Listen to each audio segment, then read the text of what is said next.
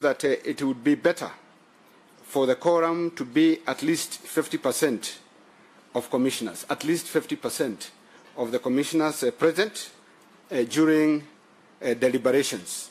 So, and in addition to having at least 50% of the commissioners present, we do agree that decisions made on a simple majority of members present is okay, because when you have quorum and you have commissioners who have met at least 50%, they can, in terms of normal corporate governance, they are able to conduct a business, and based on simple majority, they can undertake the business of the day.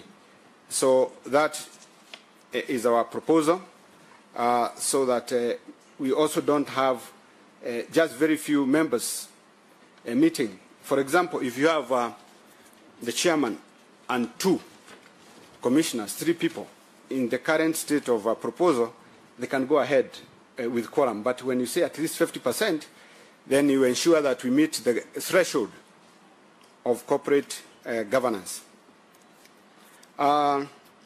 Looking at Clause 6, amending Section 39 of the Elections Act, under Clause 6, we are looking at the systems of the election process and the reporting the results. We have got the electronic, we also have the manual. In our view, we propose that we need both systems. These two systems need to be complementary. They need to complement, because each has a role, and without one superseding the other, complementary in terms of use, that they would work together and they would be able to bring out the desired result in terms of complementing. However, this is by taking into account that the announcement still remains final at the constituency level.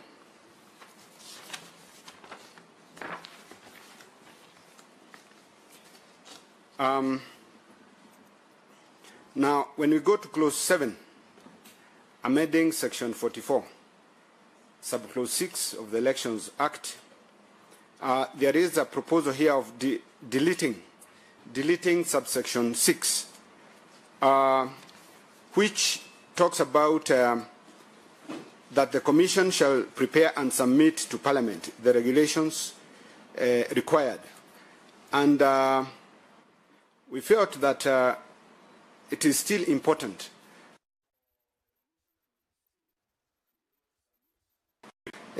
key regulations to Parliament, and so that this can enable alignment to existing law and subsidiary legislation.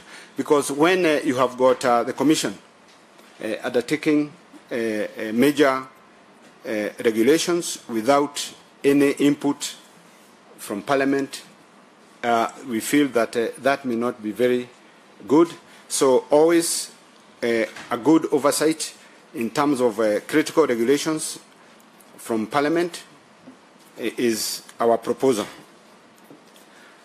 When we go to Clause 9, amendment of Section 83 of the Elections Act, and what has been proposed here is an amendment in this Part 2.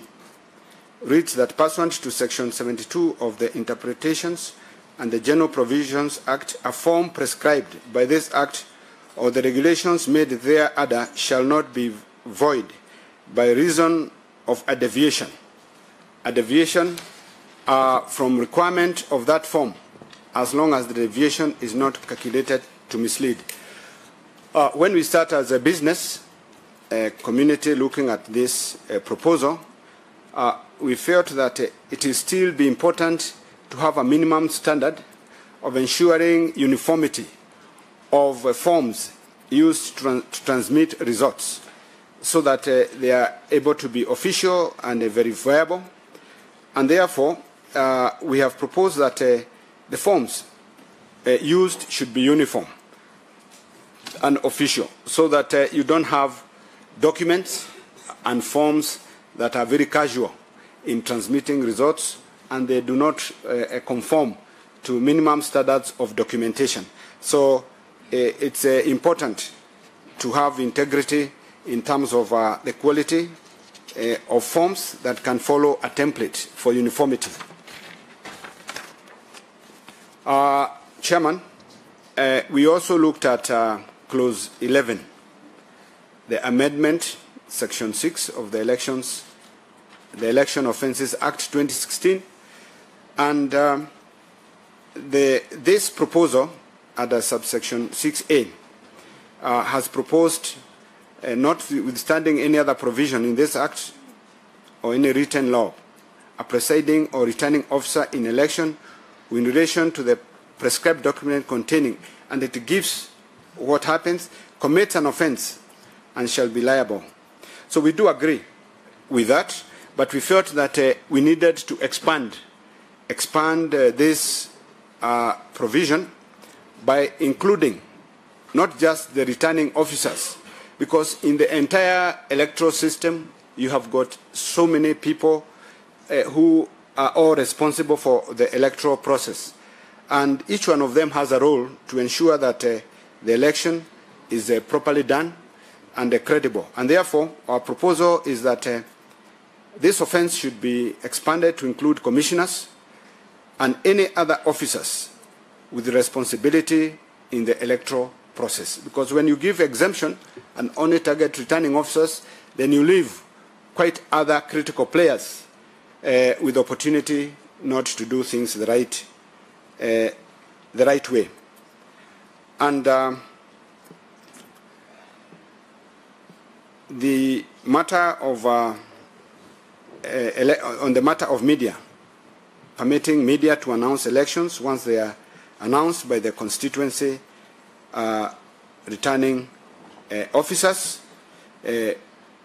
Media are members of the business community, and after consultation we do agree that media should not be restricted from announcing the results once they are declared, so that the members of the public can be fully informed about the outcome from the various stations. Chairman, that gives the overall areas that we looked, that we have proposed, we would like to improve on these electoral laws. I would like to give an opportunity to Caro to add or improve one or two other areas, and then we shall complete our submission. Proceed. Chairman, there are two areas we looked at that we felt that though the Act hadn't looked into amending, it's the area of technology. And we know it was a big issue that came up in the last Supreme Court ruling, and it is an issue that, and because we've talked about technology being part of the election. And one of the areas that we looked at that could, as new proposals, one is the definitions.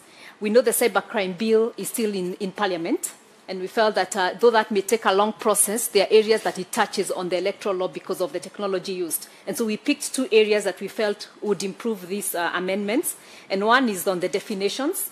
And we talked about the definition of computer systems adopted is the same as proposed, should be the same as proposed in the Computer and Cybercrimes Bill 2017, which is extensive and anticipates all forms of technology. So if you could adapt that, and reference to a computer system encompasses all forms of technology and provides for dynamism in the ICT sector. The existing definition of an integrated electronic system leaves out a key component that the system should be computer-based. So we need to look at, pick those that are in the cybercrime bill and add them into the amendments here. The second one that we picked up in the technology area is on the subject to the section that they established an integrated electronic system that enables biometric voter registration, electronic voter identification, and electronic transmission of results. This we feel strongly that this is to streamline Section 44(1) on the amendments affected in Section 2, changing the definition of an integrated electronic electoral system and including the definition of computer system. That if you put that together with what is in the cybercrime bill, it will answer a part of that. This is also to clean up the section to avoid repetition, as the aspects of the systems are captured in the definitions clause. So if you bring that back to where the definition clause is, it will remove the issue so that if there's issues of hacking, there's a law again that talks about that, so that we don't have that vacuum where people could talk about hacking, but you couldn't use a law. There was no law to say this is the law we're going to use to take you to court or anything else. So we felt that bring that in, even as the cybercrime bill continues to go through process, but pick those areas that affect the electoral management and bring them into the electoral law. So those are some of the areas that we picked. And again, as we said, our submission was very restricted to areas we felt we could add improvement, but areas of also support. So we do support a lot of the amendments done, but what we have looked through is how do we improve those, and also looking at long term. So our basis of submitting today is looking at the long term use of the law. Thank you very much. Thank you, Kariuki and your team. We want to appreciate your presentation. We will definitely take into account, especially those other proposed amendment areas that you feel we need to consider to strengthen these amendments. We want to appreciate. We know that you represent, 500,000 membership, and I think it's a huge population. We want to request that you give us your written memoranda so that we apply, and as we do our final report. Thank you very much, and we appreciate your contributions. Members, do you have anything to... Just a moment. I'm trying to be a bit fast. Honorable Kiruyot, and then Kiambu. Thank you, Chair. Thank you, Kepsa, for that presentation. I just have I'd wish to get your comment. There's been a general discussion that as politicians, unfortunately it's not by design, we've unnecessarily dragged the country into a very long political season that has hurt the people that you represent so much. I thought it would just be good to hear your comments on the same. How bad is it, and are there any specific laws that you wish to propose, either now or in the future, that will stop the same from happening? Thank you. You don't need to. Let us first of all get comments from members, then you can respond to all of them. Shamala, Honorable. Thank you, Lee, Wairimu, and Carol, for your presentation. It's most appreciated. I just seek a clarification. In your presentation, Lee, you said that the complementary systems, electronic and manual, should work hand in hand without one taking precedence over the other. Could you clarify on that? What happens if, do you mean work concurrently? And what happens if there is a failure on part of one, more specifically an electronic transmission? Thank you. Any other? Naomi? Oh, sorry, Naomi, just let me allow Honorable Omatang. That is Kiambu number 1. Chairman, Count. I think I'm sitting too close to you. Yeah, sure. Now, I just wanted to get what Lee said on the issue of quorum, especially because you said that you are mirroring it with corporate governance. That was the issue of quorum. And you see, in the current proposal, it proposes that the quorum shall consist of half of the existing members. That's the provision, half of the existing. Now, then you've said that then it is also all right if there is a meeting for purposes of disposal of quick business, that those present can, as long as they form quorum, they would elect a chair and dispose of business. Now, the current IBC commissioners are 7. So given that scenario, your proposal that they meet that threshold, if when they are meeting for purposes of quick disposal and they have to look at the quorum issue, are you saying that they still have to meet the original proposal of 50% of the entire existence of the members? Is that your proposal, or are you saying that quorum should be picked from those present? Because those were two distinct issues. The present members in a meeting and the requirement that quorum is formed by 50% of the existing members of the IBC. Sir. Naomi, then Wahenya. Thank you, Chair. I want to appreciate the KEPSA team and also ask just one question, a brief one. This amendment has received a lot of criticism from the public, and especially on time, and also that it is only one side of the coalition that is present. And my question is, from your corporate governance point of view, what is your take on that? Finally, Honorable Wahenya. Allow me, Chair, to congratulate the presenters who speak for hundreds of thousands of Kenyans. I seek from the Chair that you explain whether you want the sanctions on the POs and the ROs to be enlarged to cover the commissioners. Perhaps you also suggest the same sanctions to party agents. When you refer to management, I think it encompasses all those people, all those actors who are involved in running the elections. Please expedite. Okay, now, Lee, or you can respond to this. Okay, yeah, we'll share the time. And let me yes. feel free to be. We don't want to. Don't think we are asking questions. You know, we want it's an engagement yes. between us, this committee, and you people and the public. So feel free to say what you want to say. Yeah. Thank you, Chair. We came here prepared to represent the business community, and we have sat among ourselves.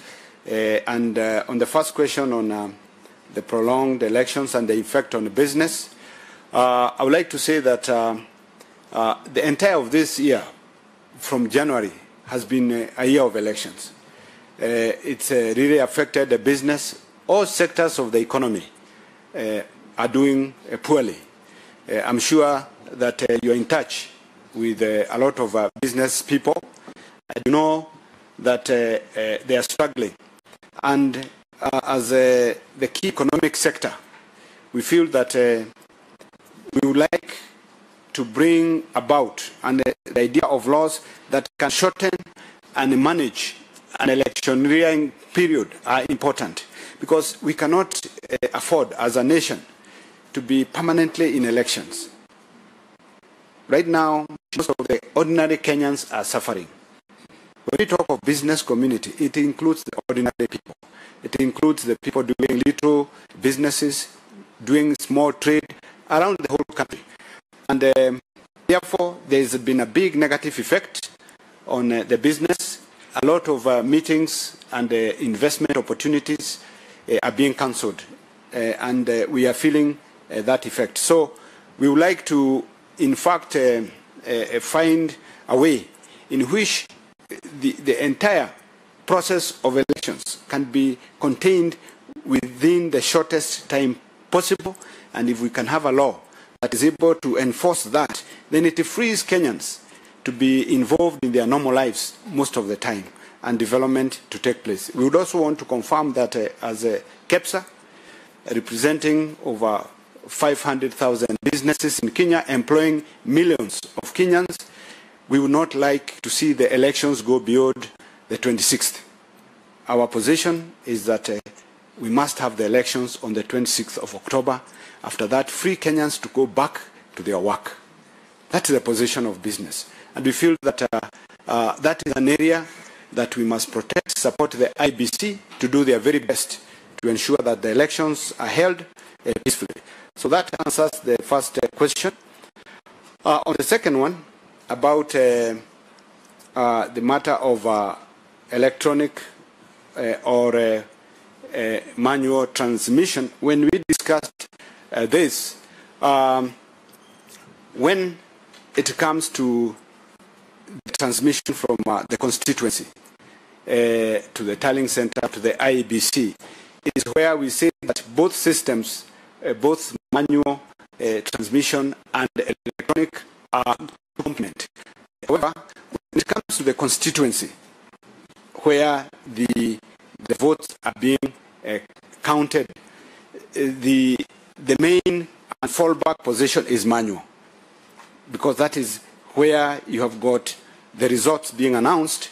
The counting is manual, so that becomes the fallback in our proposal at the source of the results. Now, on matters of quorum, 7 commissioners present, and they need to hold a meeting that is going to discuss substantial agenda. We have that, I think you have clarified, 50%, at least 50% means 4. Is that at least 4 commissioners need to be present, in our view, to discuss substantial business upon the agenda.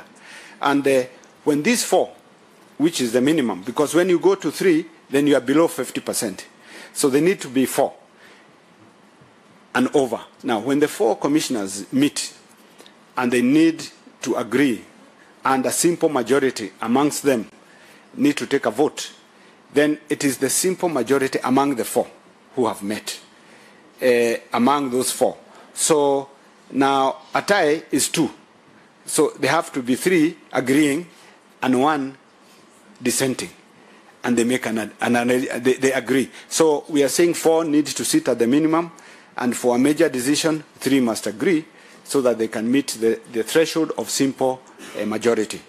So that is the proposal that we have. On Carol will discuss on the issue of the timing of this whole matter, but because she'll come and finish, on the matter of sanctions, what we have seen is that the entire system of elections involves so many official representatives of IBC. And IBC has got various people, whether they are on short-term contracts or long-term. But during the time of an election, they have got official duty to transact the election process. Now, any of those members, right from the commissioners through to clerks and various officers that have a responsibility to ensure that they have done their very best in this election and future elections, need to be held accountable to their action, so that we do not only identify the returning officers, because the returning officers could do their work, but other people do not do their work well. So we would like, therefore, to propose expanding this responsibility as an offense across every officer that is duly appointed to represent the IBC during an electoral process. With that, Carol can take the last question. Okay, thank you. And on the issue of the timing of this law, our stand as KEPSA, we engage on either policy or legislation that affects business, affects business in any way, whether it's a business law or a political law.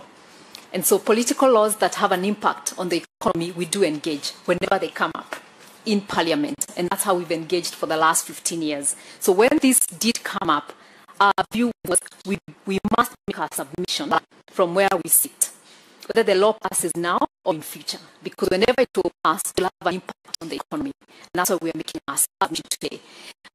Also, in our discussion with the IBC, we said what we'll bring as a message here is that whatever we do, we ensure that it doesn't hamper what the IBC is trying to do right now. So as you consider these amendments and all that, we hope that they will not have an impact of hampering the IBC from doing the election by the 26th. But But that our position is that we always come whenever Parliament calls us. Any law, we look at it and we say, does this affect business, does this affect economy, whether it's a business law or a political law. And that's the reason we're here. Okay, members, I'm sure they have really done us proud as an organization. We are very thankful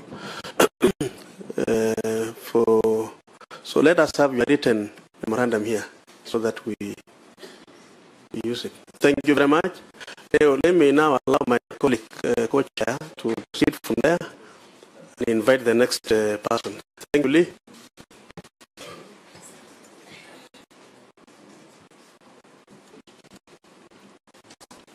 Okay, thank you very much. Thank you, Co-Chair. We'll have now to invite Alex Odinga. Sorry? Yeah, thank you. You introduce yourself and let us know whom you are representing. Asante sana mwenyekiti mwenza, Mheshimiwa Fatuma. Sorry to cut you short. We are constrained in terms of time. So we'll give you 5 minutes and then you give us a written memorandum, please. Nadhani Mheshimiwa itakuwa haki kwa sababu jana nilikuwa hapa ikawa ni kuwe watatu. Kwa hivyo mimi nikifika tunapunguza muda. Naona kama kidogo utakuwa umenifinya Mheshimiwa. Madam Chair, I think we can come to a middle ground. If he starts now and we have to take the break that we know we're supposed to take, we can then take a break and then when we come back he continues again. Will that be okay, sir? Sorry, Mheshimiwa Shole, because the list is very long. And honestly, we need to hear everybody. So we have to share equally.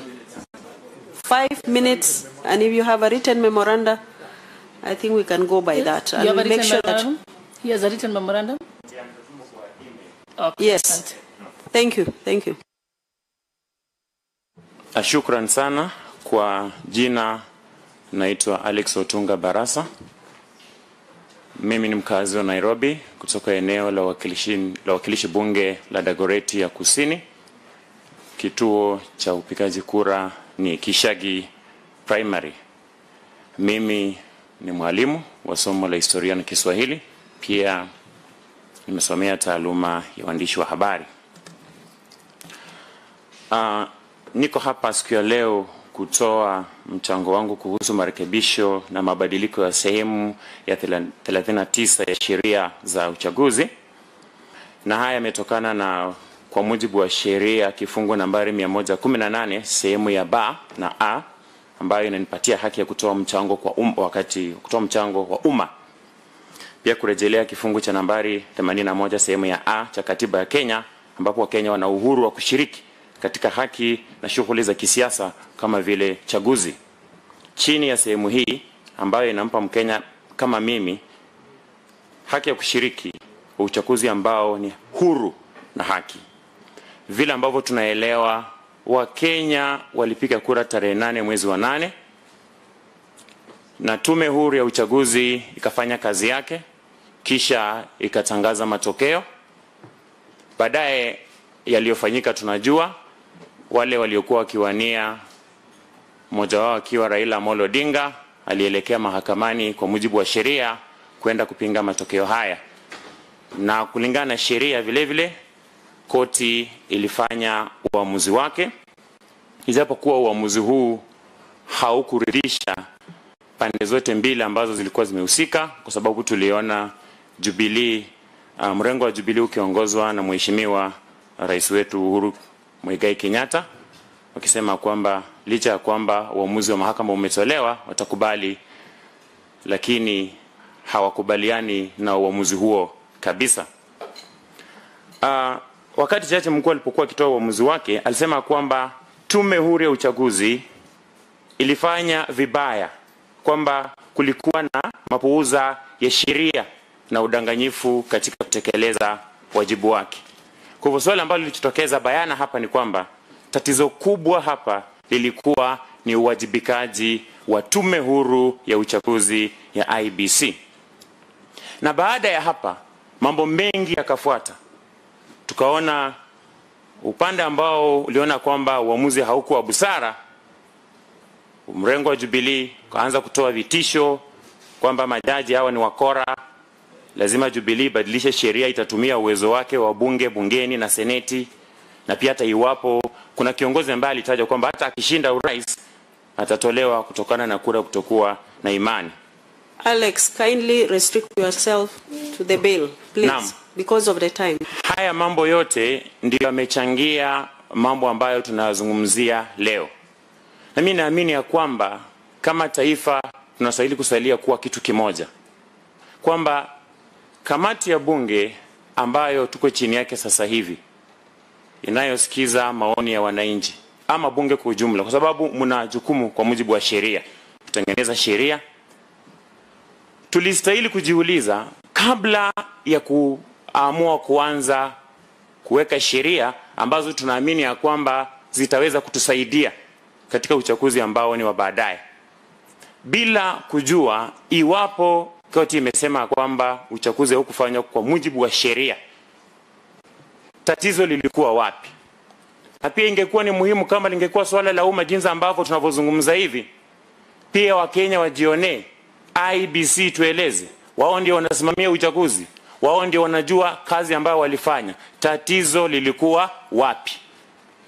Ili tukishajua tatizo lilikuwa wapi, kutoka pale kama wabunge waheshimiwa, na tunawaheshimu kwa sababu mna jukumu kubwa sana kuhakikisha kwamba mnatengeneza sheria ambazo zitaweza kusaidia taifa hili.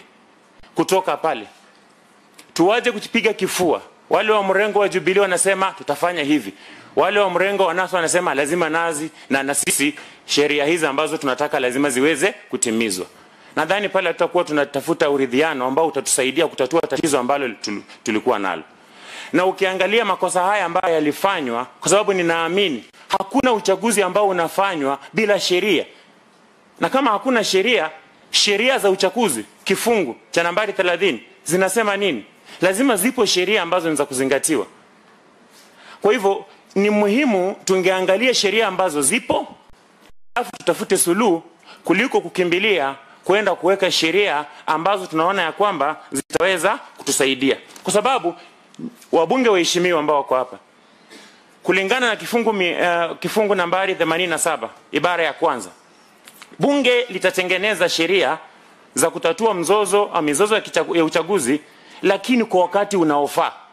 Swali ni je, tunapokimbia kuweka sheria, licha kwamba sheria hizi zinaingiana na sheria zingine ambazo zipo, wakati unafaa? Na je, huu ndio wakati mwafaka wa kuweka sheria wakati tunaona vyema kwamba taifa limegawanyika?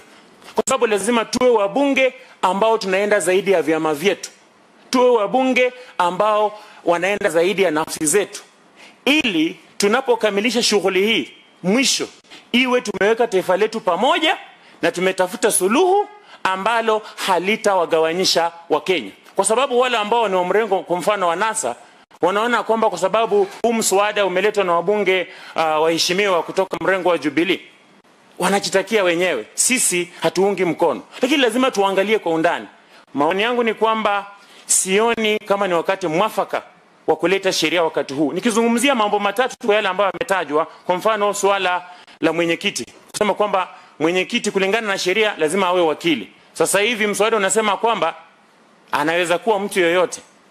Kwa nini wakati wa Kenya walipitisha katiba mpya mwaka 2010 hayo mambo yalikuwepo na waliona ilistahili? Nadhani wakili ni mtu ambaye amesomea taaluma ya sheria na anaelewa sheria. Leo hii mimi ni mwalimu wa somo la Kiswahili, siwezi kutumwa kwenda kufundisha somo la kilimo wala somo la biolojia. Mbona hatuwezi kuchukua mtu ambaye amesomea taaluma ya udaktari kwa mfano aenda akuwe msimamizi wa benki, ama tuchukue mtu ambaye amesomea uhandisi aenda akuwe daktari? Kwa hivyo ni muhimu, hata kama tunazungumzia tume huru, ni vizuri tuweke watu ambao wamesomea taaluma ambazo zinahusiana na kazi ambazo wanafanya. Tunapozungumzia sheria ambayo ni ya kubadili sheria, inahitaji mwenyekiti iwapo hayupo au naibu mwenyekiti hayupo, kwamba hata commissioner anaweza kufanya nini? Anaweza kutangaza. Kwa nini tunafikiria kwamba mwenyekiti hatakuwa? Na kama hata kuwa kuna uwezekano, kama hata kuwa mwenyekiti atafanya hiyo kazi, lakini kwa nini tunafikiria kwamba pia naibu mwenyekiti hata kuwa? Swali langu ni kwa nini mwenyekiti pia hata kuwa sawia na nani? Na mwenyekiti. Nikaona kwamba pale tumekosa lengo.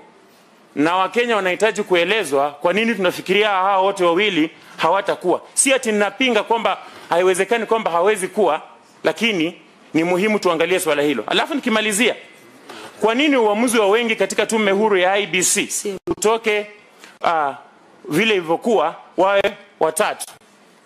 Naamini ya kwamba wale ambao wameteuliwa ni Wakenya ambao wamefuzu kuweza kufanya kazi hizo. Na wakati unapotekeleza shughuli zako, lazima sisi kama Wakenya tuwajibike. Na haya ndio yamekuwa mazoea ya taifa letu. Unafanya kazi, unaenda ofisini wakati unataka. Kama wao ni commissioner, kuna mwenyekiti, kuna naibu mwenyekiti, kuna uwezekano huenda akawa mgonjwa. Lakini mambo ya kusema kwamba hawatakuwepo, wakati mwingine tumezoea kufanya mambo kwa kupuuza, kwa sababu unapuuza na hakuna uwajibikaji. Hili ni swala la uwajibikaji. Ni muhimu kwa sababu hata uamuzi wengi una hekima. Watu watashauriana, watakosana, watafanya nini, lakini wataelewana. Kupunguza uamuzi kuwa watatu, mimi napinga. Mwisho kabisa, sheria ambayo inahitaji iwapo kura zimehesabiwa kutuma kupitia teknolojia au mtandao, na zile kura ambazo ni halisi. Tuelewane, na sisi sote ni Kenya, tunaishi katika taifa tukufu la Kenya, na mimi napenda Kenya kwa sababu hakuna taifa nzuri kama Kenya. Na mimi naheshimu sheria ambazo zipo. Kuna ukweli ya kwamba kura halisi ziwe vile vile ni mbinu mbadala ya kubaini mshindi katika uchaguzi. Lakini sio kwamba kura hizi halisi ndizo zitakazopatiwa kipao mbele. Kwa sababu yale matokeo ambayo yametumwa kwa mtandao, na mawakala wote wako pale, na wasimamizi wengine wa kura wako pale, zikishatumwa, iwapo kuna yeyote ambaye atabadili kwa mtandao, kuna uwezekano kujulikana kwamba alitoa ama aliongeza ama alifuta. Lakini karatasi, na tunaelewa karatasi, haya mambo yamefanyika. Iwapo mtu atabadili karatasi, na kuna watu ambao wameamini kupokea hongo, tuseme kwa mfano, semi mtu fulani, lakini kama umepewa pesa na ulikuwa umetia sahihi yako, kisha upewe pesa na ujaze fomu nyingine, nani atajua? Kwa hivyo haya ni maswala ambayo lazima tuwaje tukijiuliza, na ndio maana nasema kwamba mwisho ni muhimu tukae pamoja, mirengo yote, tutatue tatizo ambalo lipo, pasi ya kusukuma sheria ambazo zinaenda kuwagawanyisha Wakenya. Shukran bibi. Asante Alex. Intervention from members. We need also to restrict that because of time, please. Mheshimiwa Wario. Alex, kwa heshima na taadhima kubwa, nachukua fursa kukupongeza kwa rai ulotupa. Katika mchango wako, umeguzia swala kwamba mwenyekiti wa IBC kisheria lazima awe wakili. Unaweza nipa mwongozo ya ibara niweze kufaidi pia? Asante Alex. Kwa mujibu wa katiba, wanasema kwamba awe ni mtu ambaye ana uwezo wa kuwa jaji wa mahakama. Nimeomba ibara, kifungu gani, kipengele gani katika, so that sote tuweze faidi pamoja Alex. Na kushukuru kwa maoni yako. Iwapo astahili kuwa wakili, kwa nini tunasema kwamba asikuwe wakili yeyote anaweza kuwa? Ina maana kwamba tunafuata sheria ambayo imewekwa. Lakini kama tungekuwa na sheria kwamba sio wakili, basi hatungesema kwamba anaweza kuwa Mkenya yeyote. Asante. Mheshimiwa Mudhama. Asante mwenyekiti. Alex, umeweza kusema kwamba katika kipengee ama katika katiba ambayo amini katika sheria ambayo tutajaribu kurekebisha kuhusu mambo ya chairman ama msimamizi. Katika kueleza kwako unaonesha kwamba chairman hafai kubadilishwa ama hatufai kuweka chairman amini msimamizi wake ama mdogo wake ama kuchagua kama commissioner mwingine wakati yeye ametoka. Je, swali ni hii. haya maoni ama hii jambo ambalo unaweza unaliwakilisha leo hii, unajua kwamba unaweza kufa. Chairman anaweza kuwa mgonjwa, na pia tulishuhudia kwamba mmoja wa majaji wakati ya kutoa ile judgment alikuwa hayuko. Kisha tungelipenda pia ueleze vizuri kwamba wakati unasema wakati haufai, na mahakama ilitoa na ikaonesha Wakenya sababu ambao ilifanya ikatae, na sisi kama wajumbe tumekubaliwa kurekebisha. So wakati unaofaa kulingana na maoni yako ni upi? Nadhani ya kwamba nikianza na swali la pili, mnapewa sheria na katiba kifungu cha 87 ibara ya kwanza. Nadhani wakati huu kuna tumbo joto la kisiasa na tena kukimbilia kutengeneza sheria wakati tunafanya uchaguzi hivi karibuni. Sikatae kwamba hizo sheria tuwezi weka, lakini ni vizuri tutatue kwanza tatizo ambalo lipo, kisha tuketi pamoja, tukishaunganisha Wakenya, alafu tuamue kutengeneza sheria ambazo zitakuwa ni za baadaye, lakini sio kulenga uchaguzi ambao unakuja. Lakini wakati huu ambapo tuna tumbo joto la kisiasa, nadhani ni wakati ambao haustahili, na hata katiba yenyewe inasema wakati unaofaa. Kwa hivyo nadhani wakati haufai. Swali la pili, kila ambacho niliuliza kuhusu mwenyekiti na naibu mwenyekiti, sikatai kwamba mwenyekiti hawezi kuwa mgonjwa wala naibu mwenyekiti. Iwapo naibu mwenyekiti yupo, atatekeleza jukumu hilo. Lakini swali langu lilikuwa kule kukisia ya kwamba mwenyekiti hatakuwa na pia naibu mwenyekiti hatakuwa, kwa hivyo mmoja wa makamishna anaweza kujaribu kufikiria kwamba wote wawili hawatakuwa. Nadhani kuna swala ambalo ni vizuri pia tujue, kwa sababu kuna uwezekano mmoja anaweza kuwa mgonjwa, lakini sio wote wawili wakati mmoja. Asante Alex. Chani kuna swali. Asante. Nafikiri swali langu Alex, la kwanza ni kupongeze kwa vile umeleta maoni mazuri. Ya pili, kwa Kiswahili chako, kustahimili Kiswahili chako sanifu kama mwalimu. Asante. Lakini swali langu ni hilo jambo lenye umegusia lenye quorum. Kwa vile umesema ni lazima tuko na wingi wa wale makamishna wakiwa wameketi, na mimi nakubaliana na wewe. Na sasa unajua kwa wakati huu commission ya IBC iko na makamishna 7. Hii sheria inastahimili sasa wakati wanaketi quorum yao ni 50% ya makamishna wote. Na ndio umesikia hata wakati ulipoketi pale ikizungumziwa, hiyo inamaanisha kwamba wakiketi kila wakati lazima wawe ni 4 wakiwa wachache sana. Kwa hesabu rahisi, kati ya watu 7 ukigawa mara 2 useme watakuwa ni 4 minimum na 3. Hujaamini hata wakiwa 4 bado ni wengi wa kutosha kuamua? Na 4 tunaweza kubaliana, lakini kulingana na mapendekezo ya mswada huu wa 3 hapo nakata. Kwa kizungu ukiangalia sheria inasema quorum shall be 50% or half of the existing, and underline the word existing, commissioners of the IBC. Ndio maana nimesema ni wajibu wetu kama Wakenya, hata wale ambao wanafanya kazi katika tume huru wawajibike. Kwa nini wakose kufika, na ni kazi ambayo wamepatiwa? Asante Alex. Asante sana kwa maoni yako. Chair, may I have just one intervention?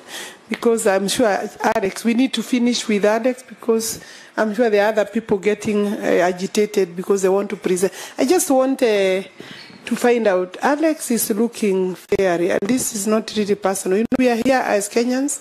He's looking upset or not very happy.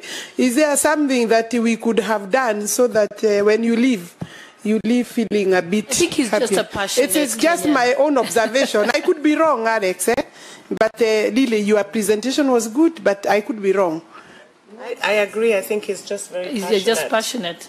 And loves doing what he's doing. Oh, let Alex answer. Thank you, Mheshimiwa. Unaweza jibu, unaweza kosa kujibu.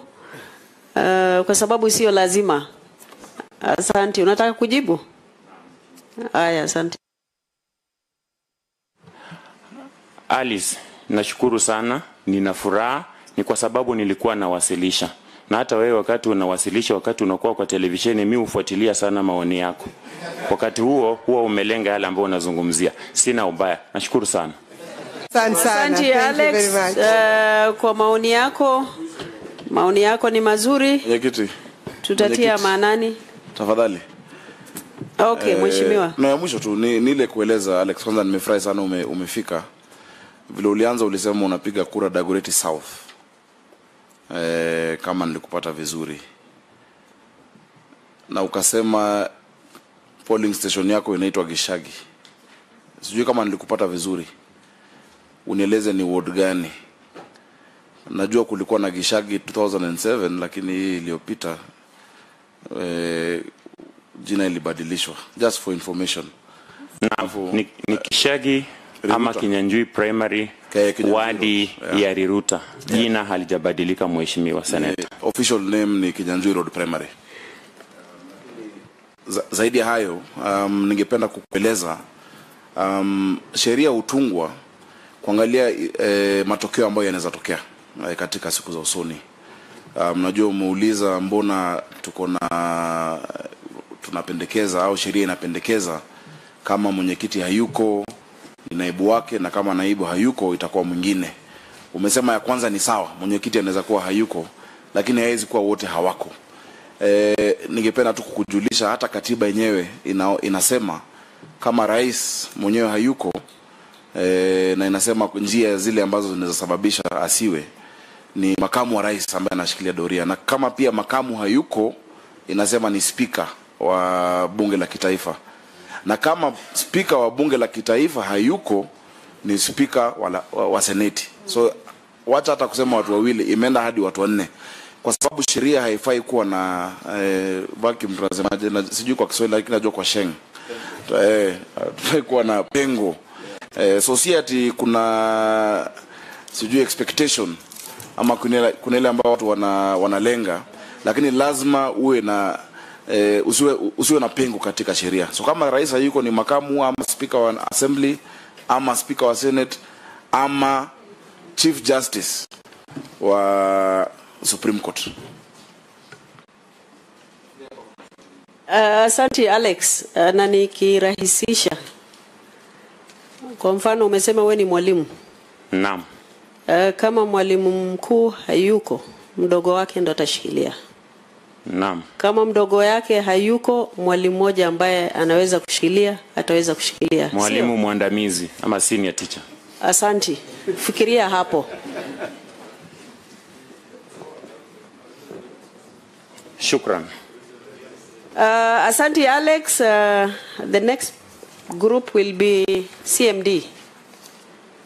CMD, are they represented here? Center for, you are not here? Awako. Chamber of Commerce is here. ICT Association?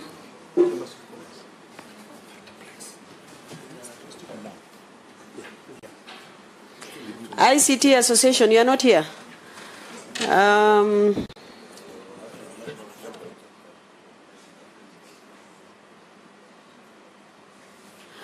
Now, the next person will be Ebi Wangatia from Bungoma.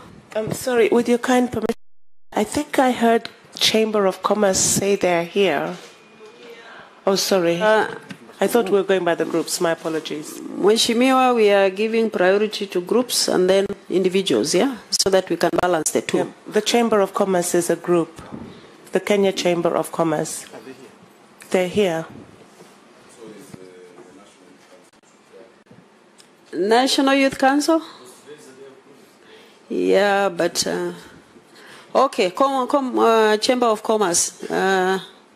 Kindly introduce yourself and you proceed.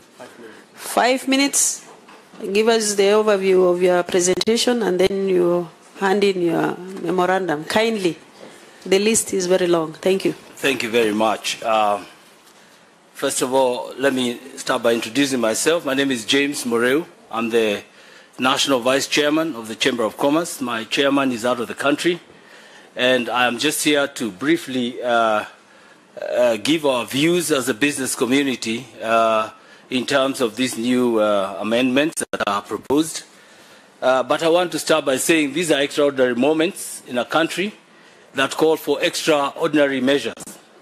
And while maybe a lot of questions will be asked, we, as the business practitioners of this country, are gravely concerned about the ongoings, particularly the consistent disruption of our businesses arising from this unsettled situation.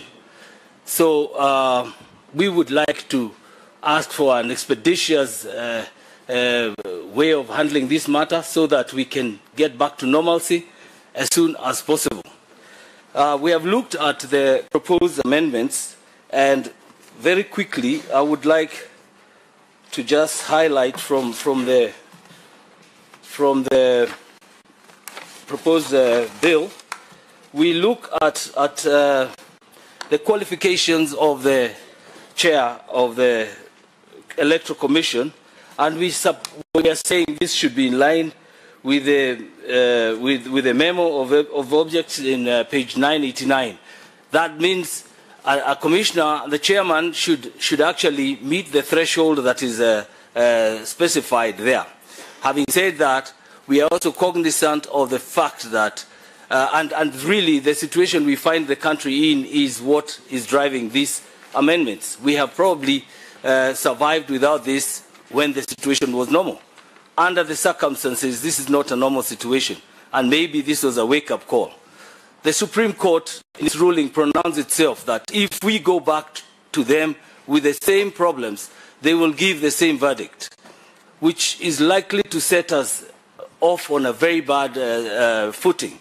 And so I think this is where we call for sobriety from all sides of the divide, where we make the best decision in the interest of the greater good of this country. So we are supporting the amendments that are contained there in this bill largely, and particularly in line with the forthcoming elections. I know people we the businessmen and women belong to a party called AGIP, any government in power. So we are not aligned to any side. We are saying in the best interest of the business community, some of these amendments may be necessary. And my fear, as the fear of many businessmen, is should we go back to that situation of August 8th where the Supreme Court gives us the same verdict, we will suffer even more. So these decisions are ours to make as a country, bearing in mind also, Honourable Commissioners, that they are meant to deter people who go against the set norms. They are not meant to be the way. They are meant to address situations that we may fall into as we have fallen into. Right now, a lot of people are asking, how did we get into this hole? As a business community, we are saying we should not be asking how we got into this hole. We should be asking, how do we get out of it? We are already in the hole. How do we get out of it? And for a long time, people have gone around trying to avoid the real issue. The real issue here, honourable members, is we are in trouble. And if we don't do anything about it, we are going to be in even deeper trouble. So my proposal, which is going to be presented in detail, is that we should adopt a lot of these amendments. There is an issue we have with the quorum, and we are saying, in the absence, unlike every good practice, we in the chamber, I'm here courtesy of the chamber because my chairman is not in. There is nothing wrong. I hold equal qualifications as my chairman to sit in this position. So world over, the practice should be that we cannot have an office that is only subject to Moreu, James Moreu, as the person who holds that office. It is an office of the chairman, and I think we should address eventualities. And we do have eventualities where you can even have both the chairman and the vice chairman not there. So do we get into a situation which we'll never get out of? I think time has come for us, this is a wake-up call, that maybe the laws that were set out did not address important issues such as where we are today. And so I fully support the fact that if the chairman is not there, there is an equally qualified vice chairman, and if not, the other 5 commissioners are also equally qualified. And amongst them, they can actually nominate one of them to act. Now, the truth here is one of them will only act for a specified period as we wait to ratify the position and appoint a substantive chairman. But we cannot, as a country, afford to have a void, as is the case now.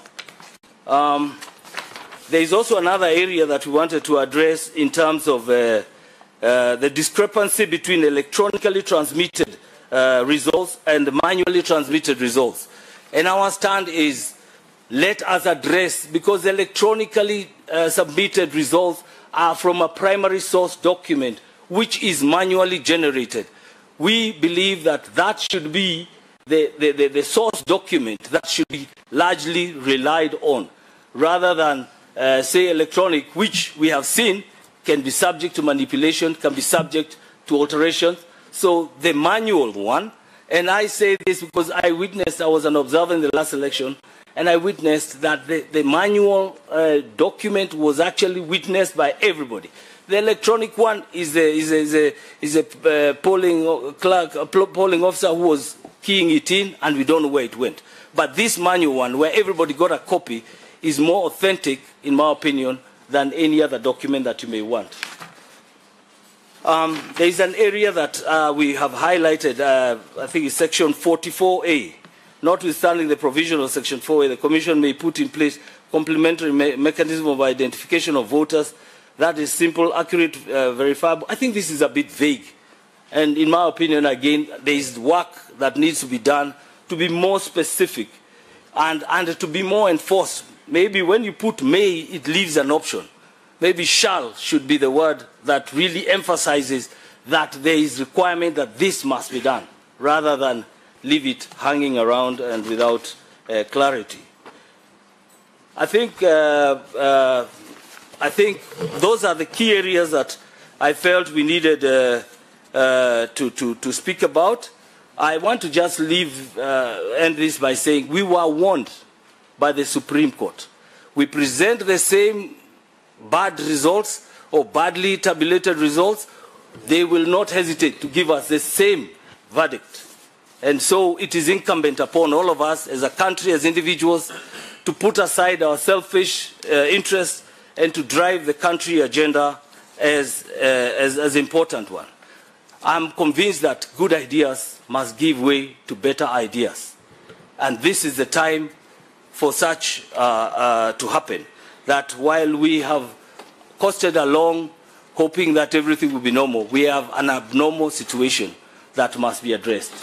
Thank you. Thank you, Chamber of Commerce. Any intervention from members? A quick one. Satisfied? You are satisfied. Chamber of Commerce, thank you very much for your presentation. Yes. We value your presentation, and we'll make sure that we have taken into consideration your views, and you give us a copy of your memoranda. We will do that in the course of this afternoon, because it was just being prepared. I just took out the notes quickly when I realized. You have our email address, isn't it? I will take it out. Okay. As I leave. Thank you. Next group will be Nairobi Business Association. I don't know whether you are here. Nairobi Business Association. You are not here. Now, next will be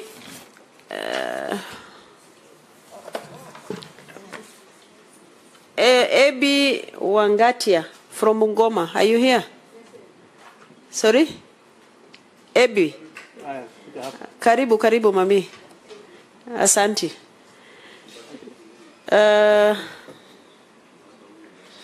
Utakaa pale au watakupatia nafasi?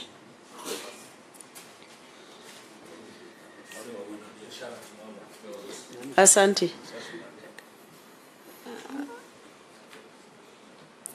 Tutakupa dakika 5. Ni vizuri utujulishe wewe ni nani na unawakilisha group gani, alafu tuendelee. Asante.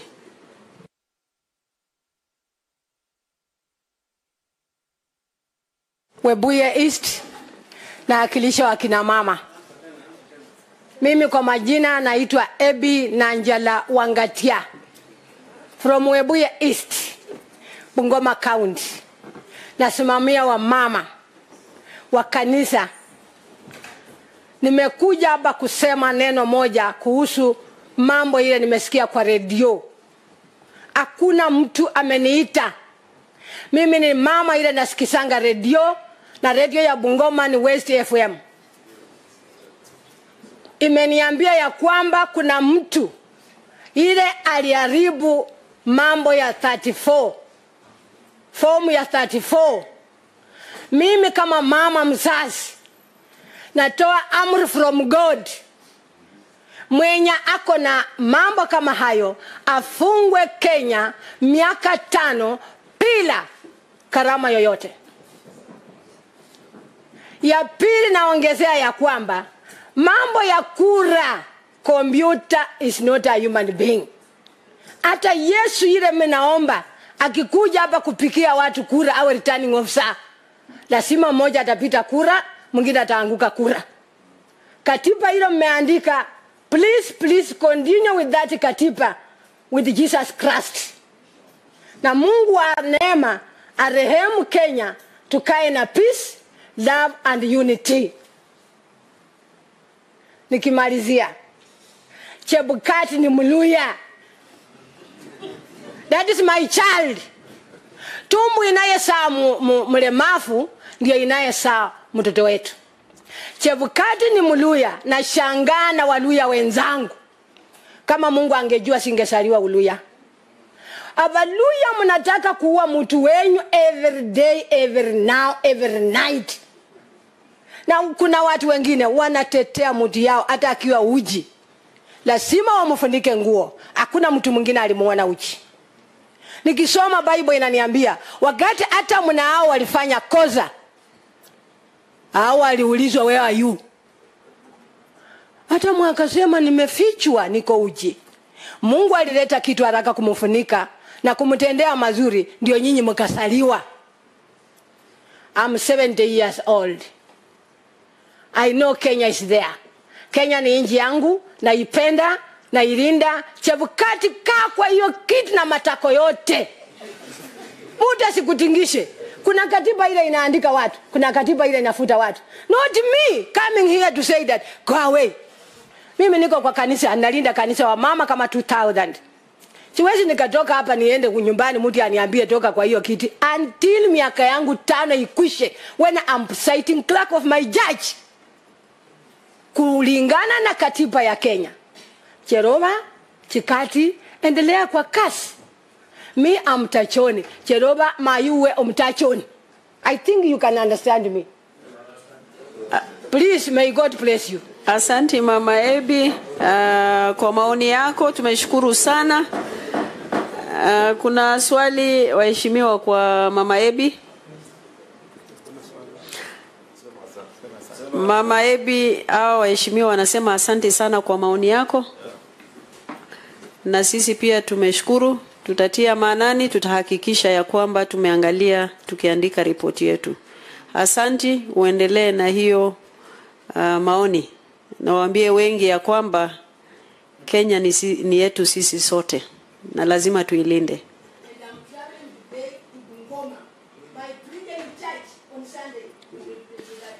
Asante mami, asante. Rudia kidogo. Na naenda nyumbani leo na pasi ya East Coach. Kuanzia kesho, waheshimiwa, mtaniona nikihubiri amani. Funga watu wale wanakosea Kenya. Kenya ni nchi yangu, sitaiacha milele kama. Asante, asante. Next, Janet Imiza Wanjohi kutoka Mombasa.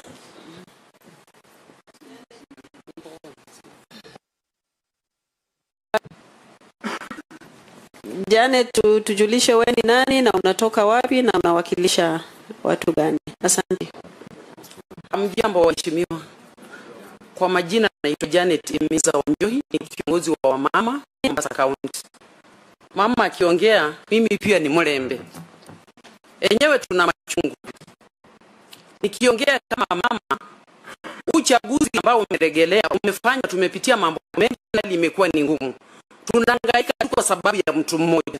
Sisi tunajua ya kwamba tulishinda uchaguzi. Hata kama tunarudia tena uchaguzi, kitu ambacho naweza kusema, kwa sababu naongea nikiwa na machungu mabaya sana. Kitu cha kwanza, yule ambaye aliinterrupt na hiyo form 34, vile wamesema ya kwamba anaweza fungwa miaka 5.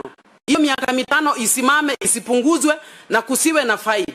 Kwa sababu kiwa na faini, yule mtu atarudi afanye hiyo kazi, turudi tena mahali ambapo tulikuwa kwa saa hizi. Ikiwa faini itakuwa ni vibaya, wacha iwe kavu. Ndio mtu anapofanya kazi yake, atafanya kazi yake kwa heshima, akijua ya kwamba ni watu wengi wanataka kazi na hawapati kazi.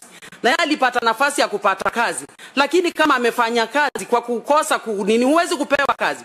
Hata kama wewe uko skulini jamani, principal akose kuweka sign, utasema umepewa certificate, ile certificate itaitwa ni fake certificate. Na hiyo ndio imefanya tunarejelea uchaguzi. Mimi kitu ambacho naweza kuomba, hii mambo imechosha watu. Na mambo ya kila wakati ya kwamba uchaguzi umeibiwa, uchaguzi si umefanywa nini. Sheria hii mimi naipongeza 100%. Wacheni ipitishwe. Ile tukienda kwa uchaguzi, kusiwe tena na mambo ya kuliibiwa kura, kumetokea sijui shida gani kwenye hizo forms, kumetokea sijui nini. Wacha tuende kwa uchaguzi huu ambao unakuja tukiwa na open minds. Na kitu cha pili, mtu atakuwa hawa ambao presiding officers watafanya kazi yao kwa makini, kwa sababu tukipitisha sheria, mtu atakuwa anafanya kazi yake akijua ya kwamba anajua anafanya nini. Huwezi wewe kukosa kusaini fomu na unajua ya kwamba ni lazima mpaka usaini hiyo fomu ndio thibitisho ya kwamba uchaguzi ulikuwa wa sawa. Lakini hawa ambao wako saini hizo walikuwa na nia zingine ambazo hazikuwa sawa, ambao tunasema wacheni tupitisha hii sheria jamani. Tukishapitisha, mtu uchaguzi unapokuwa atafanya kazi yake kwa makini, akijua nini anafanya. Anajua ya kwamba zile repercussions ambazo zitakayopata zitakuwa ni mbaya, kwa sababu ataenda ndani, hakuna cha bondi, hakuna cha fine, ataenda ndani aenda savu. Na mtu hakuna mtu ambaye anapenda jela jamani. Mimi nilikuwa nasikia tu mwanatewa nikiwa Mombasa, nilikuwa naona ni mchezo. Lakini niliingia mahali pale, ukiambiwa ni pabaya, nenda uone kwa macho. Hao watafanya kazi yao wakijua nini wanafanya. Wacheni sisi tuende kwa uchaguzi. Mwanadamu ni mwanadamu, kujua ya kesho ni nini. Ikiwa Chipkati atakuwa hasikii vizuri, wakati tulikuwa wanaendelea na ile judgment, mmoja wa jaji ambao wa Supreme Court alikuwa mgonjwa. Hawa wengine 6 walikaa chini wakaamua ya kwamba wanaendelea. Kwa hivyo sisi pia tupitishe hii. Ikiwa Chiroba Chepkati atakuwa hasikii vizuri, mwenzake anaweza kutangaza uchaguzi. Madamu wameaminiana, na unaambiwa ya kwamba kufanya kazi ni lazima watu wote wawe wameaminiana. Ikiwa wameaminiana na mmeamua ya kwamba mtafanya kitu, mnafanya bila tashishi yoyote. Mimi sina mengi, sitaki kuwachosha, lakini mimi ninaunga fully yoyote ambaye atafanya tena mchezo na uchaguzi. Turudi mahali tuko saa hizi. Jamani, wacheni afungwe hata kama ni nani. Sina mengi, Mungu awabariki. Asante Mama Janet. Waheshimiwa, kuna swali? Tunashukuru sana na tumechukua maoni yako, tutaangalia kwa makini. Asanteni sana, muwe na siku njema. Amen. Pia nyinyi. Unaambia usalimie Chebukati Wako wapi nimweke mkono? Asante. Now the next person will be Bishop Stephen Muketha.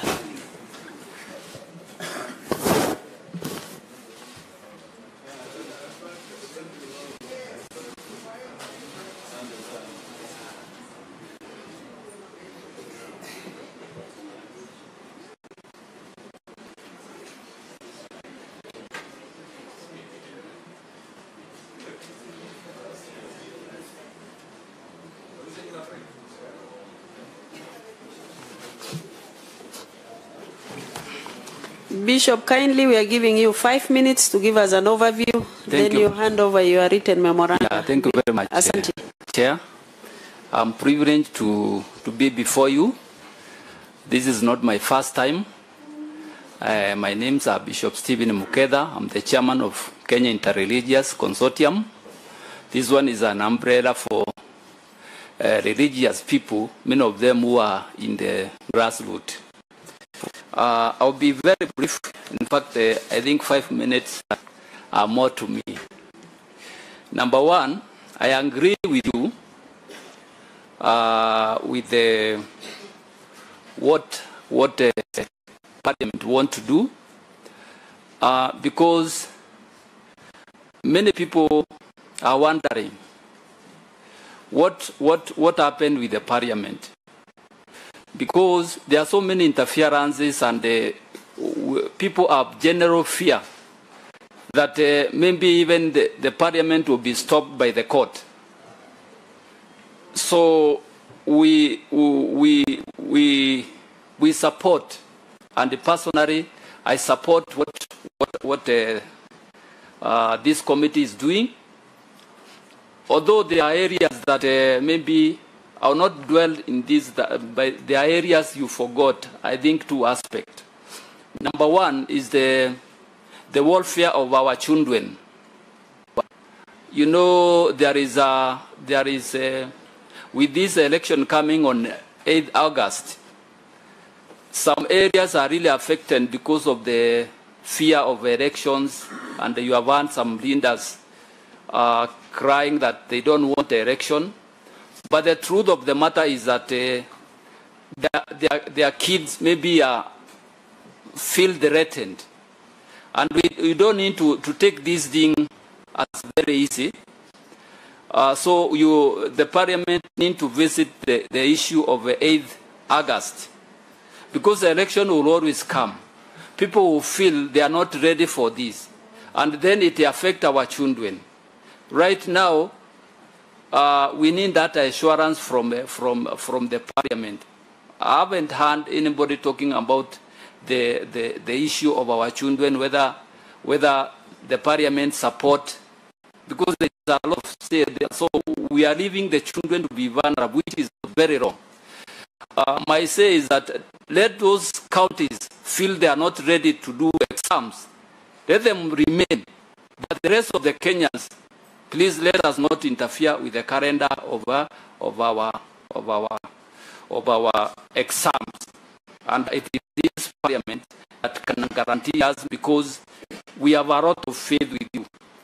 From the grassroots, people are talking about if the Parliament is not able to deliver us, then we are going to go and cry, more has come.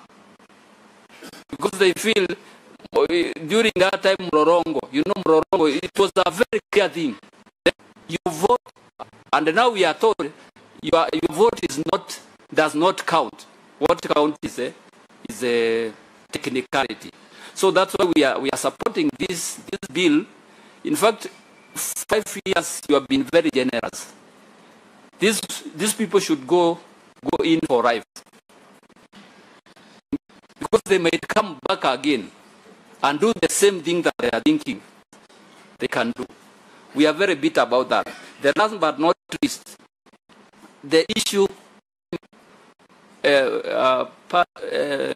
this committee, you need to look at the issues that affect all of us.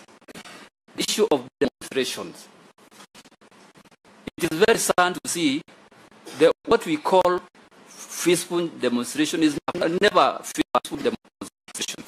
And I was thinking that the Parliament can come up with a law of how to do demonstrations. People should not be around to do demonstration from their own stations. Let demonstration be done by we have age limit. This is what I'm thinking, not above 40. So that we are going to have young people, but we make sure that these young people go to demonstration with the young ladies. You know, that one we are going to have peace. Then let them come from, I come from Meru. Let the guys from Kisumu come and demonstrate in Meru. And I know they will be welcome, because Kraito and Nyongo, they were in the same Senate. Then we are going to have, and then let them come with their girls, so that our boys also can benefit. We are going to make We are going to make the demonstration to be of use, to be of peace, rather than having ourselves who do not understand, and they don't know how even. So I think we need to, the parliament must come up with something that can save this country. Then the media, sometimes, you know, they portray some part as special demonstrators. I think when it comes to that, we don't need to have people lying in the ground, demonstrating, removing shirts, and that kind of thing. Very scary. We need to build our country so that when they do that kind of thing, you don't portray them. We are also selling our sovereign right. People are seeing some part of the country, and these are good people that even they have married many of our girls. So I think as parliament, come up with something that can help this country so that we can have one united country. Chair, I'm very grateful to be before you. Those are my comments. I support this document 100%, and I think you need to have more, especially in the areas that affect like election date, to make sure that our children are not affected by this ongoing law that we said. I was in the No campaign. We opposed this constitution, and many of MPs here, you promise us that you are going to change some of the areas that are not good. Now the time, I think, is now. But I want you to look at it critically, even in the areas that can affect all of us. I love Kenya. I love all parts of the country. We don't want stigma to any community. Let's be one, and you can help us to be one by setting good laws that will bring us together. Integration. Thank you, Bishop, for your presentation. Maybe you need to give us a copy of your memoranda. Members, do you have intervention? I have one. Senator Naomi.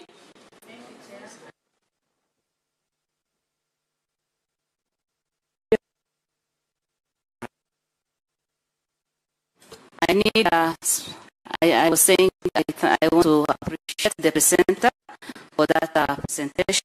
However, I have a small need that I want you to clarify on the logic behind the young boys and girls and the benefit that you think the boys can get from that. Thank you, Mheshimiwa Yusuf. Asante sana, Bishop. Mine is also for clarification. What is the relationship between the welfare of our children and 8th of August? Can you clarify, please? The 8th of August and 26th. No, I'm talking about, there is one more. I'm talking about the future of election because this parliament is not limited to 26th. I think the laws that you set are for our future, and I'm there. I want to go there, so that whatever you are doing will help us even for another election. So the 8th of August comes right before exams, and it can move even to the examination time because of many. Of course, you know, you are talking about, there are a lot of technicalities involved, and so that's why I was thinking this date, it was not really, if I be very honest, very well thought. And I think the people who are doing it, maybe they had already finished, you know, catering for their children. But as when you have a young one, like my son is doing Form 4, I feel it.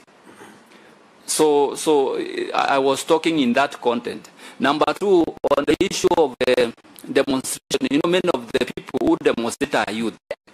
So I was looking for youth integration, how youth are able to meet together, because in colleges they are together.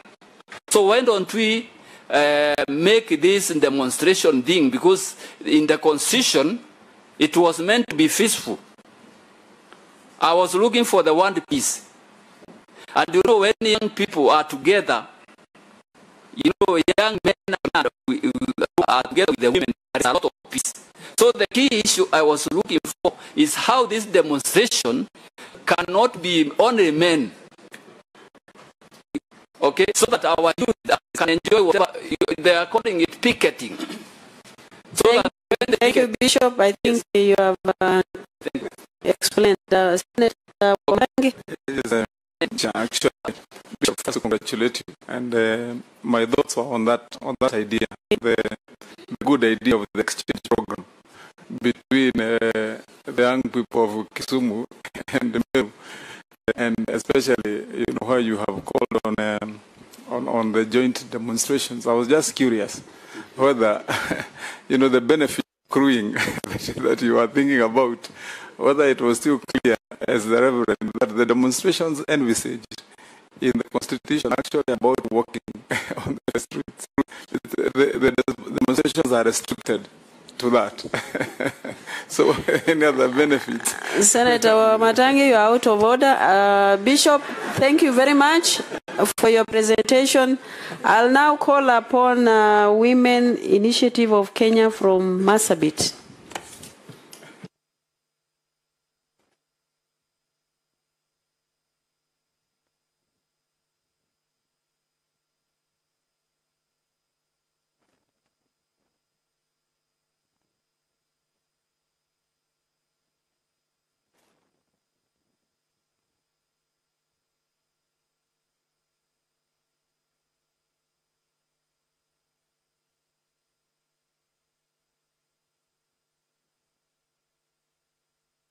Kindly introduce your name and the group you are representing. We are giving you 5 minutes. And if you have a written memorandum, you can leave a copy with us. Okay. Thank you. The floor is yours. Thank you, Madam. My name is Dahabo Daro from Marsabit. I've been a banker for 27 years with Kenya Commercial Bank. After I've left there, I'm supporting women in civil education, women empowerment, and the election process. And recently, I've been a member of, we have just finalized tax force for Marsabit County. The much I've contributed to see my county get settled, I'll be also proud to see my country get settled as far as election is concerned. So I'm representing Women of Kenya Initiative, Marsabit team, on Election Offences Act. Enhances the penalties for willful or deliberate failure to sign election documents or false election documents by the presiding or returning officers to 5 years. Specifies critical election offences committed by presiding and returning officers. Raises the profile and criticality of the role played by the presiding and returning officers. Proposed the deletion of the restriction of the government advertising in line with Article number 25 on access to information. Actually, I feel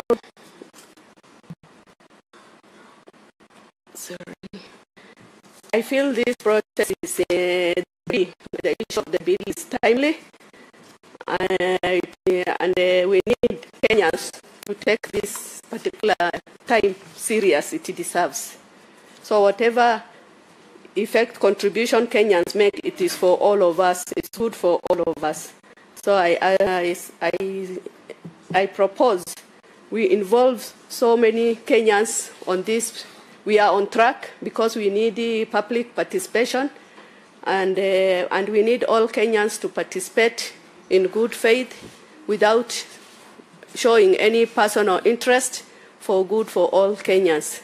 As our brother said here, I think what he wanted to say about boys and girls mixing and all that is all about Kenyans to have interaction, not to restrict themselves. Like us in Marsabit, we say we are in Marsabit and we restrict ourselves there. Let's interact. We are brothers and sisters within Kenya, women in Marsabit, women in Bugoma, women. We have something in common. We have common goal. So we are feminine. So when we interact and share, and get collective responsibility. Kenya is ours. We will come up as a group with our positive and good things to make our country grow. Thank you so much. Thank you very much for your presentation. Any intervention from members? Mheshimiwa Muragaro. Thank you very much, Murugara. Thank you, madam. That was a good presentation, especially on behalf of the ladies of Marsabit and everybody else, I think, for Marsabit. It's important that you came. It's important that you've participated in this process, because that is exactly what our constitution says, that you are required to be here. You're supposed to air your views. Thank you very much. Thank you so much. Thank you for your presentation, Marsabit group. Next will be, sorry? Just something, a question to her. Senator Cheruiyot. Thank you. I forget her name, but the good present. Dahabo. Good. This is my question. Coming from Marsabit, and do you know what Dahabo means? Gold. Yes. Okay. So I can call her, I can say the golden lady from Marsabit. This is my question. Coming from Marsabit, okay. You know, part of the laws that we are proposing to amend has something to do with the transmission. How was your experience? Because just general knowledge of how you may have known how things happened on that day. Marsabit is one of our marginalized counties and has difficulties to do with things to do with network and access with some of the gadgets that IBC were using. Did you experience or get to hear of similar challenges from people who worked with IBC during the August 8th election?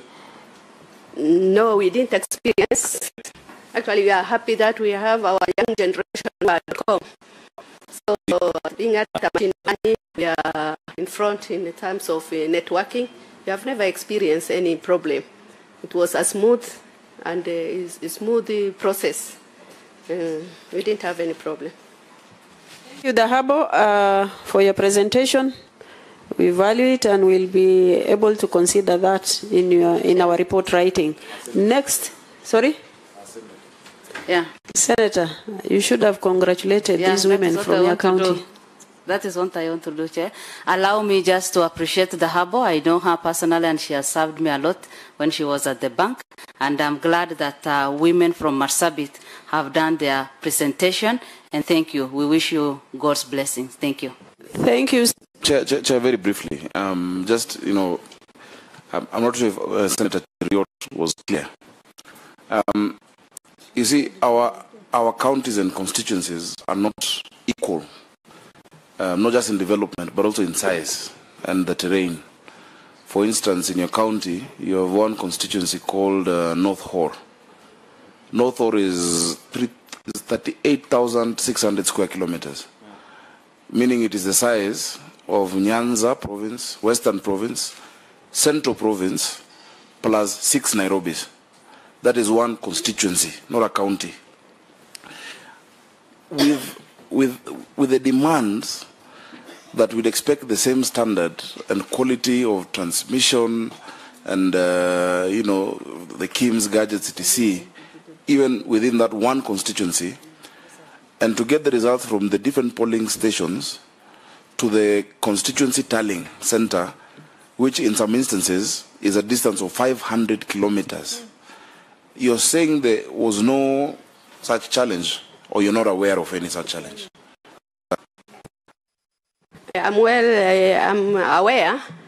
And Marsabit is the second largest in terms of geographically, and with its own unique community.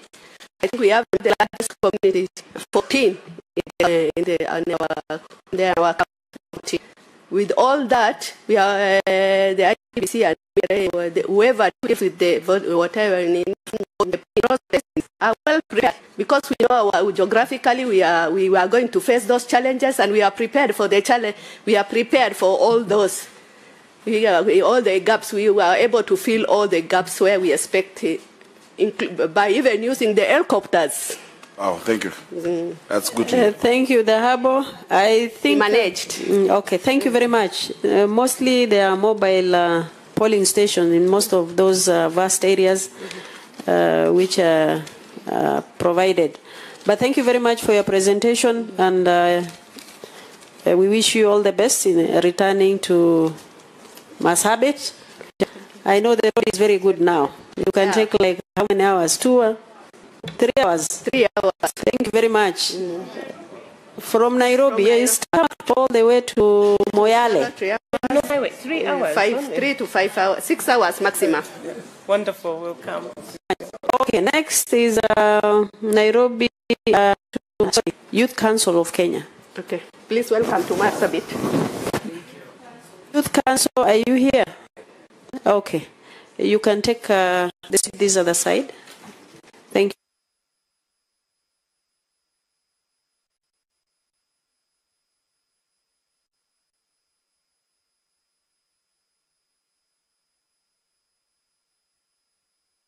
Kindly introduce yourself, and we give you 5 minutes.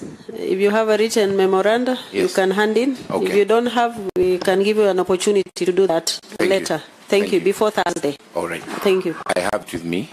Thank you very much. My name is Edward Gelaiga. I'm the National Youth Council Chairman for Nairobi branch in Kenya.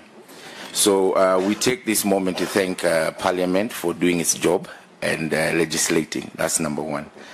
National Youth Council is established in pursuant of Section 3(1) of National Youth Council Act number 10, 2009, which is mandated to the entire acting as a voice of the youth in Kenya, so that we can coordinate between government and other policy makers. In the whole country, we are about 64,000 delegates who are National Youth Council delegates in the 47 counties. We have our general views and comments, and I'll start with the first general view and comment, which is in support of the current bill in Parliament. Our first view is that it is the duty of Parliament to pass legislation, and therefore, to preserve the sanctity of Parliament, we believe that there cannot be any extra constitutional method to bring reforms, even to such a hot issue as the election. Anything outside there will deem the Parliament irrelevant, because if you're going to go to the streets and use other methods of bringing reforms, that cannot work. And actually, in the laws of Kenya, in Article 45, it stipulates clearly that Parliament, it says, and I quote, Article 94, Section 5, it quotes, "No person or body other than Parliament has the power to make provision having the force of law in Kenya except under authority conferred by this Constitution or by legislation." Therefore, we feel that this is a very good move, and this is the only sane way to bring those reforms, irrespective of what the judgment was, and also adding to the judgment or the ruling in Supreme Court. This is the only place in Kenya that we can have this discussion. We cannot talk about reforms in the streets. As we all know, the young people of Kenya, as I've heard here, are the ones who are normally used and misused to go to the streets. Yet, as we saw yesterday, it's only the leaders who go to meet the IBC chairman. What about the youth who go to the street? So, as youth, we are tired. We are saying, let's not misuse youth of Kenya and let the youth sit back, because, again, the sovereign power of the Republic of Kenya is vested in the people. And I believe there is only two ways that you can practice that power. The first one is through electing. The second one is through the representation. Therefore, we are very satisfied with our representatives discussing this manner, because we cannot all discuss it, and that is why the parliamentarians are handling this issue. So we feel that the youth bear the brunt of violence, and the council rejects attempts to legitimize the authority of Parliament, as well use violence and other extra constitutional means to determine the course of this country. Second point, this is on technology. we believe that, especially coming to the running up of this election and after the 2013, it's truly indeed that all Kenyans, including the young people who are .com as I had, we hoped that the technology will be the safest. However, according to the ruling, we saw that the technology can also, according to the ruling, because the ruling is what is bringing us here, can be manipulated. So therefore, we do feel that even though we have the technology, and actually it's good that we're talking post the technology, and we can actually see what the technology achieved. And to us, and to myself, we believe that it did not achieve its goal. Because if the technology was perfect, we would not be here. So therefore, we believe that there's also a lot of propaganda out there in the streets about this technology, that is the best, and all that shenanigans. However, it is on this account that the Council supports the broad objective of granting a manual transmission of results the same prominence as the electronic transmission, with the attendant criminalization of tampering or willfully incompletion of manual results transmission forms. It is the Council's view that unlike electronic systems which call upon advanced expertise to secure and verify, manual transmission meets the test of simplicity in transmission and verification. Therefore, what we are concluding on that point is, you can have, yes, the technology, because we've already tested it, but we also need the manual transmission. We also need to use manually, so that if, for example, somebody in the president has been declared in a certain constituency to have won, and we are not satisfied with that, then the manual should be the last resort, which we can sit down and then verify. And this will avoid all these issues we are seeing. And by the way, the youth of Kenya are very tired, because we did our job in electing, and the youths voted, and they voted for whoever they voted for. So we don't even understand this issue of electronic. We just want to know who won the election, right? And also we believe that with the manual transmission, because even the current system, 80% is manual. This 10% is electronic. So if we rely highly on the manual transmission, we will not have all these doubts. And even we support of the counting of the ballot boxes, because they are also manual, the ballot papers. If we find that somebody has won, then we declare the person the winner.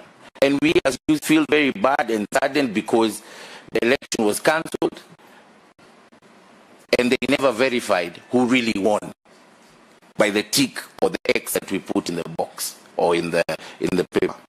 Thirdly, the cost-benefit analysis of the technology does not favor Kenyan youth. As you all know, we spend about 60 billion to carry out this election. Now again, we're going to spend another 12 billion.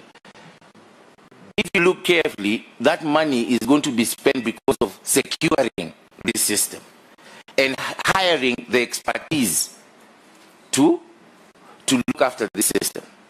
We as youth believe, had this money been, these billions of shillings been used or been spent in youth-related issues, like empowering young people, right now we have so many unemployed youth who, as even we sit here, are losing hope by day because they don't have anything to put in their mouth and even to pay their rents, to feed their children and everything else. So therefore we believe that if this bill goes through, it will benefit every youth of Kenya despite their political affiliation. Thank you very much. We have a document here we're going to share with you, and thank you so much. I just hope Kenya can move on and we can move on with our lives. Okay. Thank you, Youth Council. Any intervention from members? Oh, you're happy. Thank you very much. Senator. Chair, let me just, as his senator, I'm not sure, I think he voted for me, but thank you. But just to appreciate the contributions and the concerns raised by the Youth Council, the National Youth Council, and just to take note that that the committee should note that over the past few days we've seen a lot of very good and dynamic contributions by our young people. In fact, the bulk of those who've been able to come are really young people. I think we must congratulate them, and they must realize that that we must get engaged with these issues that are of concern to our country. As I've always told the Youth Council and the young people in this country, if you're not on the negotiating table, you're on the menu. So you must choose where to be. And I'm glad he noted that apart from being on the streets, when people go to the table, you're not there. When they go to meet the IBC, you're not there. So please keep up the good work, and we shall take your considerations seriously. Thank you. And we're proud of you guys. Thank you, Senator. You're free to go, but we are really, really grateful for your concerns and the contributions you have made. I'm sure you are leaders of tomorrow. We must value your presentation and also your participation today and tomorrow. Thank you.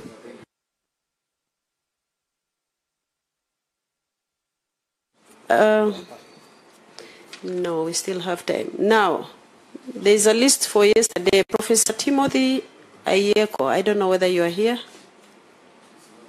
You're not here. Next, Lawi Oyugi, are you here? You are not here. The next one is Chekai Musa. You are not here? He's not here. Okay. Let me just clarify as my chair proceeds. Yesterday we gave our undertaking that we will ensure that the 6 members who did not have a chance yesterday to have time today. I want to confirm to this, to all of us here, that these are the names for yesterday, and we are now done with that list. We want to be very faithful to what we said yesterday. So, co-chair, those names, at least the 7 names now, we are done with them. So, then proceed. Next on the list is Bishop Samuel Njiriri.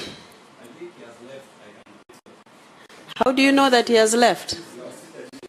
No. The next person is Geoffrey M.M. Mohawia. Thank you. Karibu, Bishop. Sorry, Geoffrey. What is, Chair, if I can interrupt, can we know who this gentleman is?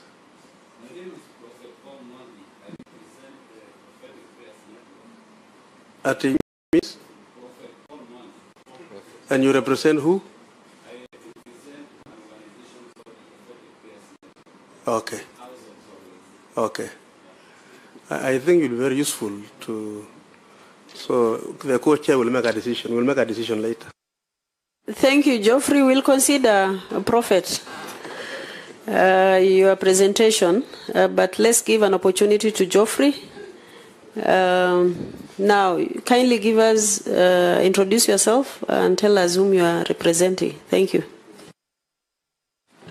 Thank you very much, Chair. My name is Geoffrey Morris Mwavizo,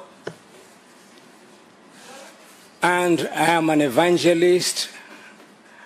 I am a former broadcaster and trainer of journalists. I am today the editor of a Christian paper called Miracle.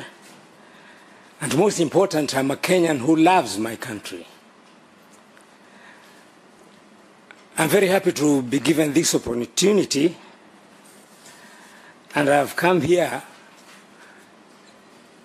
as one of those Kenyans who prays for my country, because we need this country and we don't have any other one. And anyway, we were given this country by God. So I want to say I support the efforts that are being made by our legislative leaders to put in a bill that is going to make our processes for having a clean election better. And sometimes I don't understand why other forces refuse something that is going to make things better for our nation. For whatsoever reason, because we need to have law and order, we need to have processes that will enable us to make our things that are very important in the governance, in the good governance of our activities better. So I'm in full support of the changing of the election law that is going to benefit us. And after all, it was prompted by our respected courts that so there is a need for this or that to be made better. So I think sober-minded, God-loving citizens of this country should support what is going to be good for us and our children and future generations. I wish, as I make that one very clear, to urge our true and patriotic leaders in our parliaments and our Senate not to be veered away, because we elected you to do this, not to be veered away by any voices whatsoever from anywhere. Sometimes when there's something that is really good, voices may come. In journalism we call them noises that distract you from doing the good. So let us not be distracted by any voices that do not have a good agenda from doing our duties